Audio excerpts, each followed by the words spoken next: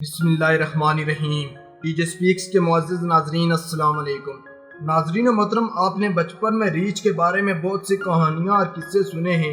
یقیناً آپ نے یہی سنا ہوگا کہ یہ جنگل کا خطرناک ترین جانور ہے، اور اس کے علاوہ یہ بھی سنا ہوگا کہ یہ جنگلی جانور انسانوں کا بدترین دشمن ہے۔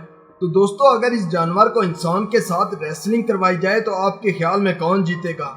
جی ہاں ناظرین محترم، آج کی ویڈیو میں ایک ایسے ریچھ کے بارے میں ہے جس نے امریکہ میں انسانوں کے ساتھ ریسلنگ میچ بھی کھیلے، اور اس نے ان انسانوں کا کیا اثر کیا، ان سب حقائق کے بارے میں ہم آپ کو آج کی اس ویڈیو میں بتائیں گے۔ اسپیرواچ چینل پر نئے آنے والے ناظرین سے گزارش ہے کہ ہمارے چینل کو سبسکرائب کریں اور ساتھ گھنٹی کے نشان کو بھی دبائیں تاکہ ہر نئی آنے والی ویڈیو کا نوٹیفیکیشن تسلسل اور تواتر کے ساتھ آپ تک پہنچتا رہے۔ دوستو، اس کے علاوہ ہماری ان کاوشوں کا صلہ ہمیں لائکس اور کمنٹ سے ضرور دیں۔ ناظرین محترم، یہ کینیڈین امریکن بلیک ریچ 1949 کو پیدا ہوا تھا۔ اس ریچ کا نام ٹیریبل ٹیڈ تھا۔ اس ریچ کا بچپن ایک سرکس کی ٹیم کے ساتھ گزرا۔ سرکس کی ٹیم اس کو کھانے کے لیے صرف سبزیاں دیتی تھی اور اس کو ایک چھوٹے سے پنجرے میں بند رکھا جاتا۔ اس کو سرکس کے لیے مختلف کرتب سکھائے گئے۔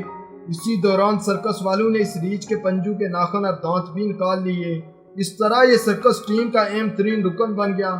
ناظرین محترم، 1950 کو جب امریکہ میں جانوروں کے تحفظ کے لیے ایک تحریک شروع ہوئی، اسی دوران تمام سرکسز کو بھی بند کر دیا گیا۔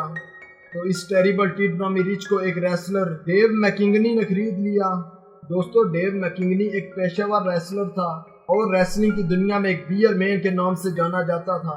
میکنگنی اس ریچ کو روزانہ کی بنیاد پر ٹریننگ دیتا، حتیٰ کہ سردیوں کے سخت موسم میں بھی۔ وہ ٹیریبل ٹیڈ کو لے کر جنوبی امریکہ گھومتا اور مختلف میلوں میں شرکت کرتا۔ اکثر میکنگنی اس ریچ کے ساتھ ریسلنگ میچ بھی کھیلتا تھا تاکہ لوگوں کو محظوظ کر سکے۔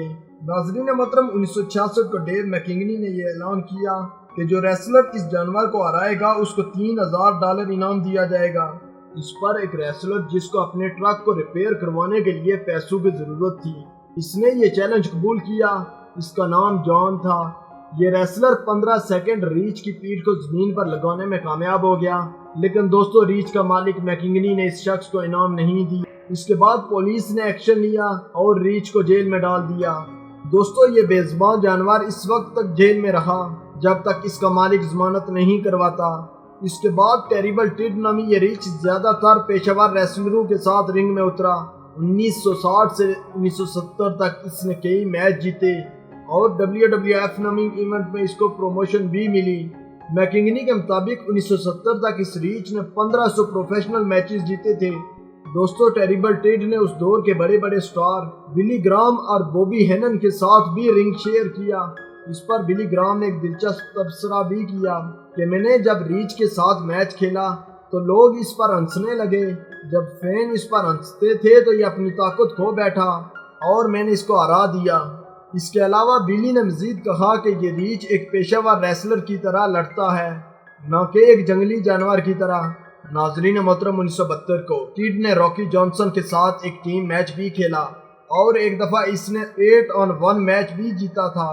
دوستو، 1975 کو اس ریچ کے ریسلنگ کا کیریئر ختم ہوا اور 1975 کو ٹیڈ بیئر کے مالک میکنگنی کے دوسرے پالتو ریچ سموکی نے اس کی گرل فرینڈ کو مار دیا۔ اس سانحہ کے بعد انتوریو ہیومن سوسائٹی نے دونوں ریچوں کو تحویل میں لے لیا اور پھر کبھی بھی کسی کو یہ ریچ نظر نہیں آئے۔ تو ناظرین محترم، اگر آپ ہماری یہ ویڈیو اچھی لگی ہے تو اس کو لائک کریں، اپنے دوستوں کے ساتھ شیئر کریں۔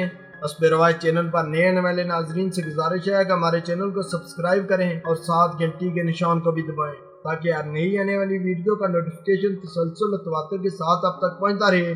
تب تک فی امان اللہ۔